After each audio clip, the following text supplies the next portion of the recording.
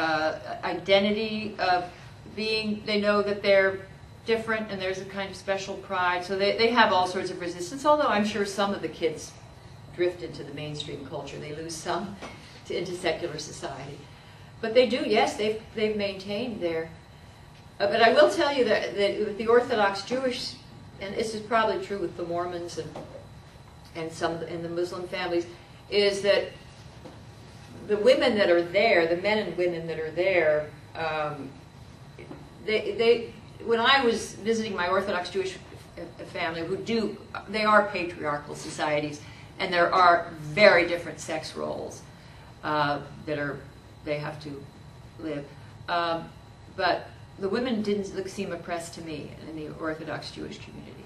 And this was confirmed, not confirmed, but the same view was held by this New Yorker writer who went to the Borough Park or one of these communities in Brooklyn to study Orthodox Jewish women. And she said, I thought I was going to see these self-effacing drudges, you know, and she said they were like an army of Eleanor Roosevelts, you know, with all these good works and these roaring families. And so I'm not exactly answering your question. I'm just saying I'm not opposed to those societies. I think the people that are in them are able to flourish, but I think if you want to get out, you should be able to get out. However, our society, it's just a different problem, is that there are no roles, and everything's under attack, as it's supposed to be a gender stereotype. And I think that most men and women, not everyone, but most men and women are kind of drift to those, not roles exactly, but there are stereotypes that are true about most men and most women. We embody the stereotypes. There is femininity and masculinity. And there's I don't know that we want to war against it the way we are. Yes?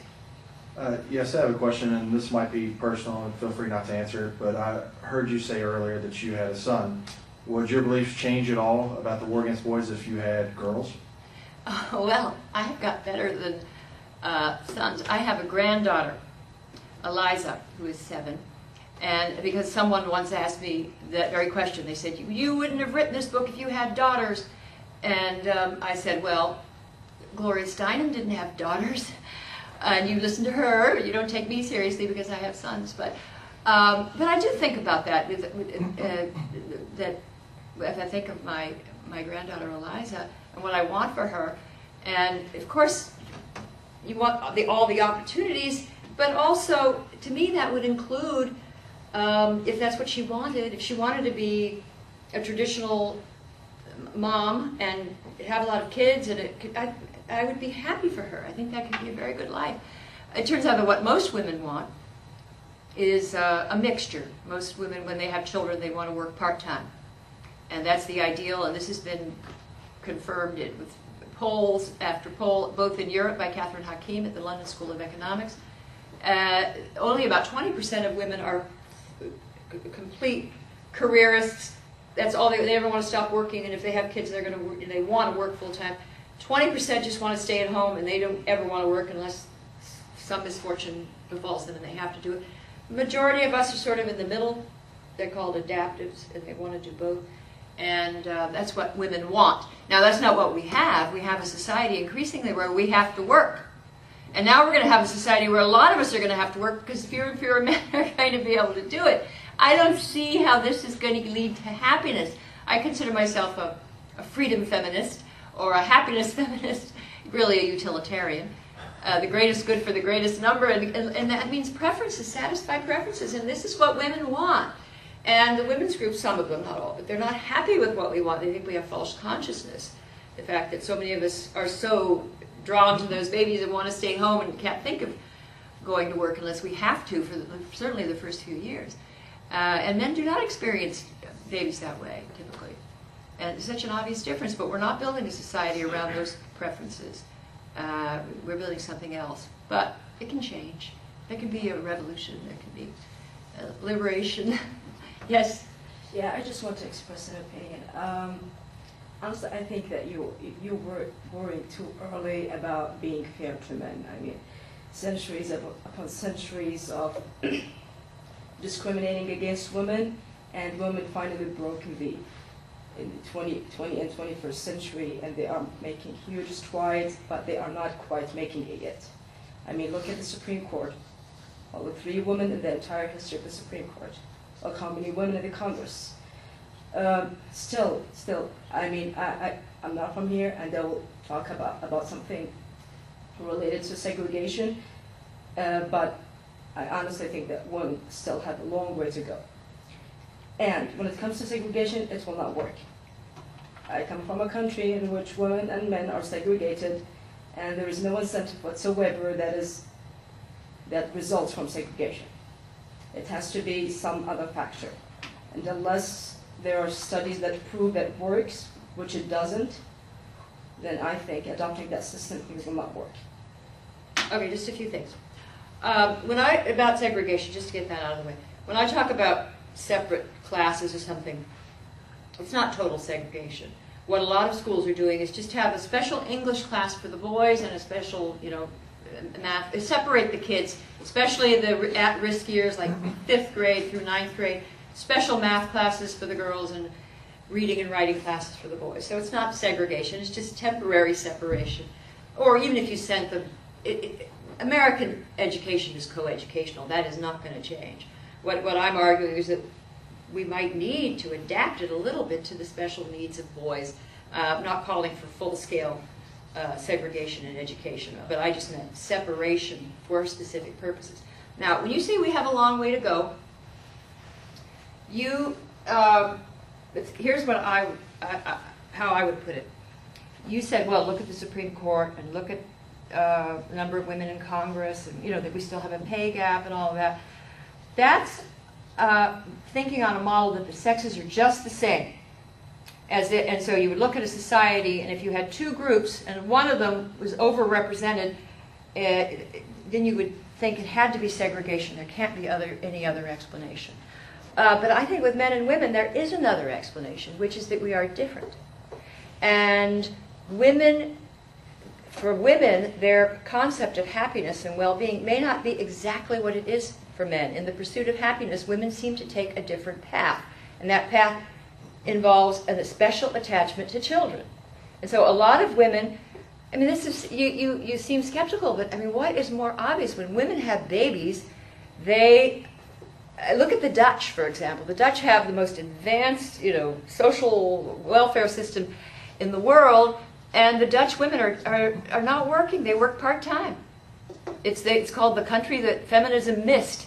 And people go there and say, why are you doing this? Why aren't you working? And they say, we want to be happy. We don't want to work full-time. They have this word gezellig, coziness. And they want to have cozy homes and meet their friend. And somehow, I don't know, it probably would only work in a society that had lots of North Shore oil supporting this lifestyle. But they are, and I look at the Dutch, and there was a wonderful article about it in Slate magazine, a liberal feminist, and he said, maybe we should go Dutch. I mean, do we want to be exactly like men? We want to have 50-50 of everything. I don't see any evidence that there are some women that want it, 20% at least do want it. And I am an equity feminist. I want them to have it. But a lot of us, we're not that single-minded. You want to do so many different things. And women, I think in an ideal world, one last example, then I'm carrying on, but one last example. Some very clever economists noticed that there were more women in countries like Malaysia and Jordan and Singapore, more women who were engineers and what was the other bit? Computer scientists and physicists. And they said, oh, American society is sexist because we don't have, this proves there could be the same number of women engineers because look what they're doing in Malaysia. And then they looked more carefully and they realized, no, it was a function of American prosperity and liberty. People could do what they wanted. And that in Malaysia, the women might have wanted to study something other than engineering if they had a choice and if they had an economy that was supported. But what they figured is that in American society, it's a phenomenon of freedom and prosperity.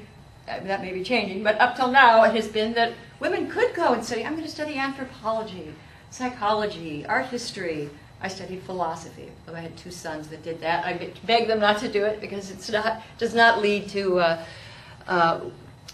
economic security. But the fact is that most women don't make the same choices as men, and I think it's just, I just don't understand why you have that radical egalitarian model. No, I just, it's too early to call for 50-50. I mean, it's... But why should it even be a goal? Intensity beats extensity every time, and women have to go through that historical phase in which they go to excess, in which it has to be 70, 80 to 20. Then when it equalizes and women achieved, and there are female Shakespeares, and there are women leaders, and a female president, then we can call for 50-50. It's too early to call for equality. How do you know this? How do I know this? Given history? What historical example do you have? Yeah, I'm talking about specifically here, I'm talking about patriarchy. I mean, patriarchy is so deeply rooted, it's centuries upon centuries, and now we're having guilt that men do not have the same opportunities as women. I mean, the world is ruled by power, not justice. Well, justice is a function of... A lot of us became feminists. I know that I did in the 70s because I didn't like male bullies, and as you said, I didn't like just arbitrary barriers that those women that wanted to pursue those, wanted to be on the Supreme Court or wanted, they couldn't do it. Then of course you have to overthrow that and have that equality of opportunity. It seems to me what you're saying is that you have to have sameness of results, or even more than that. You're saying we have to go the other extreme. We have to have women just overpower in all areas, and then we can go back. You're acting as though equality. I just so disagree with that, because I just think that a feminism should be based on humane principles, and I can't understand how anyone's idea of justice is that now it's women's turn and we can do what men did to us. First of all, it's not exactly the case that men did it to us. Before women had birth control and before we had modern obstetrics, there were objective conditions that held women in the home. You couldn't stop having babies very easily, and you couldn't leave them very long. I mean, there was just a natural impediment. So it wasn't really until we had birth control that women could be doing the things we're doing now, and be equal to men in the public sphere. Can't be in the public sphere if you're literally attached to babies for years, all those years. So I just guess I don't buy the whole idea that it's been a patriarchal conspiracy against women. It's been life, and it's changed, and now we have institutions that were built up on attitudes that are simply no longer appropriate for the world we live in. Yeah. There must be some kind of moral imperative for the men. As I understand your argument, men are becoming this way, and they're complicit in it. They're not. It's not begrudging. They are actually gravitationally being pulled towards irresponsibility. And Partly. okay, but a large part, right? Well, no, I don't think so. I think it's the government and the as I said, all the sort of politically activist groups. No one was looking at the problem. No one was tending to it. There weren't special programs to interest boys in school. There's nothing compared to what we did for girls. And now, but I do think it is a part of the problem that would be different. If men will drift out of society or into the margins of society. Leon Cass argues indirectly